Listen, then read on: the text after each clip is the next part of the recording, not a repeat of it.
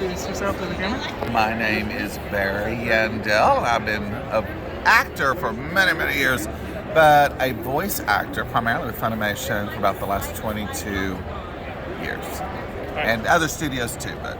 Since you said you have been an actor for multiple years, what originally got you into acting and voice acting? When I was, I've always been a little bit of a singer, kid singer, but when I was in 8th grade, we visited the high school, and this nice girl pulled us over and said, would you think about taking drama? We're like, what's that? Do you sit on stools and read poetry? I said, well, sometimes, blah, blah, blah. And I didn't know why I was good, but I won all these awards. I thought I was a fake, but people thought I was good, and so then I went in and studied and went to undergrad for theater and then later grad school. Worked in Atlanta, co-writing and starring in shows. And, then a friend of mine was trying to find Funimation for an audition, and I helped her find it. And I asked if they could see me, and they said no, and I went anyway. And the rest is history. What was the first role you auditioned for? Very first role.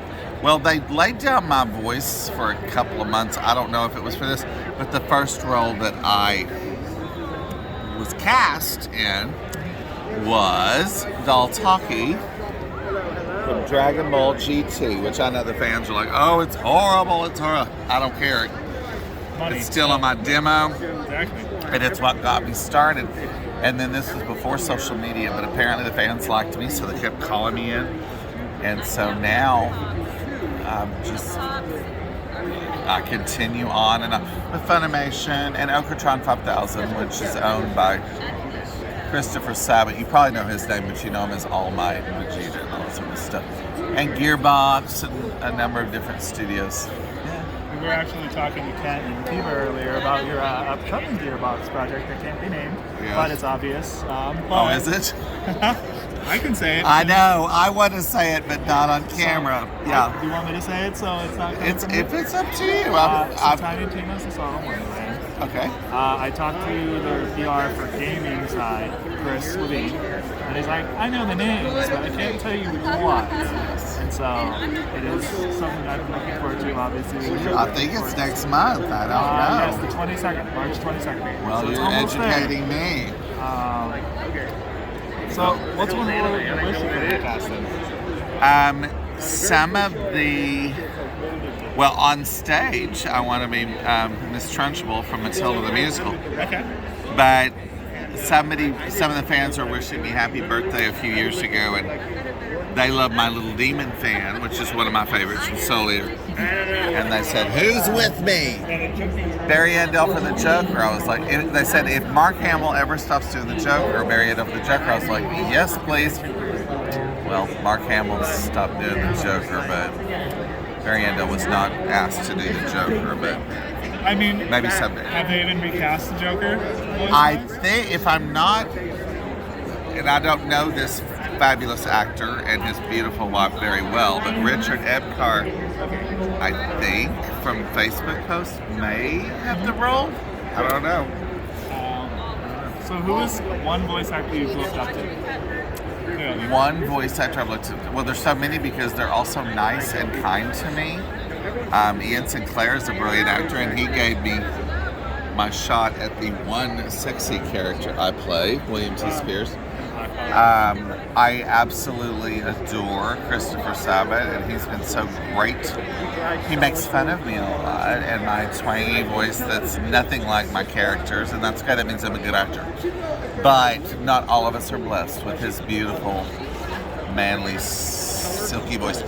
But he's also given me a lot of work at Ohayocon that I am so grateful for. And then Mike McFarlane, my director from One Piece and numerous shows, gifted me the role of Bon Clay in One Piece because he was originally cast as Mr. Two, but decided that he just wasn't right for the part.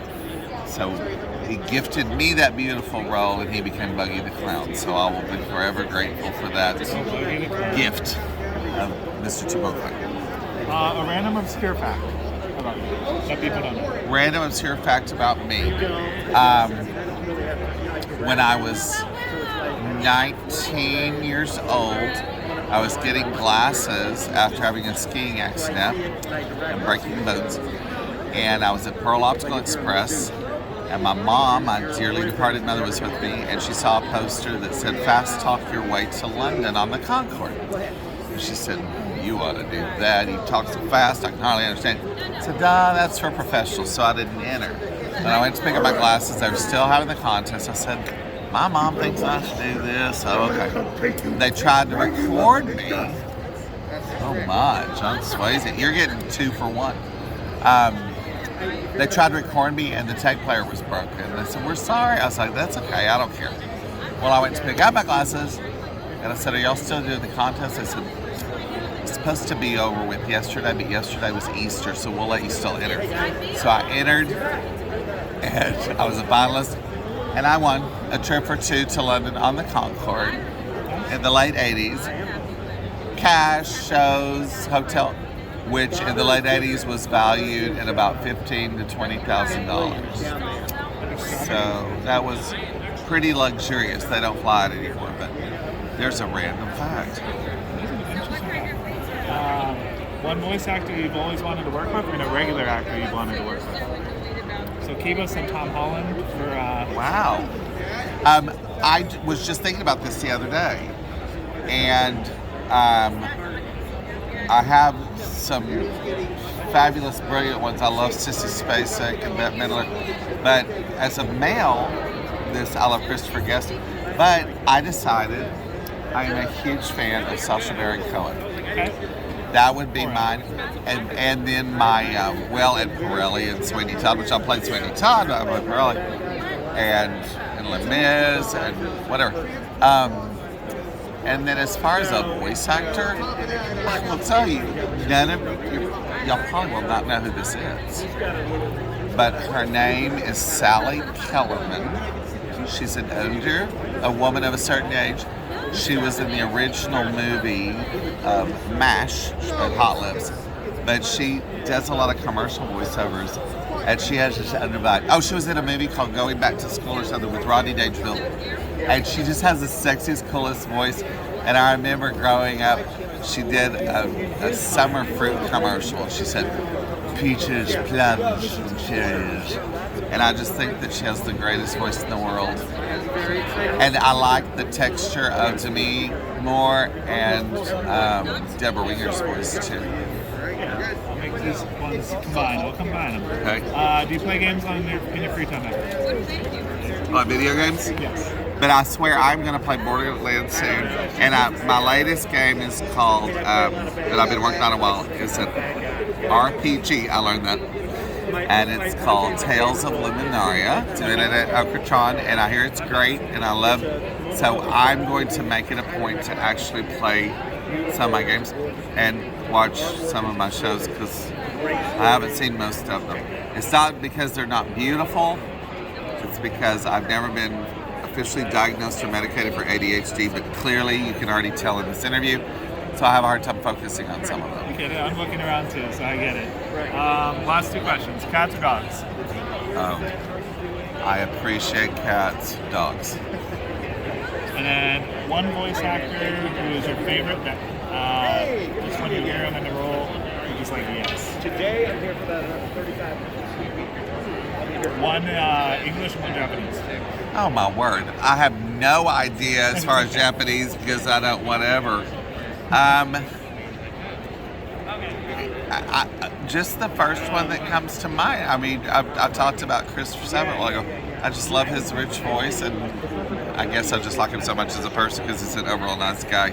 I'll say Christopher Sabat, but I don't watch a lot of this stuff, so it's hard to do that. Now, if I think of maybe some Disney films, maybe there would be some brilliant. I'm trying to. We can accept Chris Sabat, it's fine. Well, except Chris Sabat. No worries. Alright, any socials you want to plug? Yes. Your social. Very simple. Instagram, Barry Yandell, BarryYandell. And I always try, if you comment or whatever, to at least give you an emoji or response so that you know that I saw it. My Instagram is nothing controversial. It's like sushi. I own a couple of Airbnbs, an occasional pedicure, massage, musical theater. That's about it. Nothing too exciting, but not ultra boring. So Instagram, very Yandell, but yeah, it's been a treat to talk to you. And Thank you very much. I tried to make it fast so you could yeah.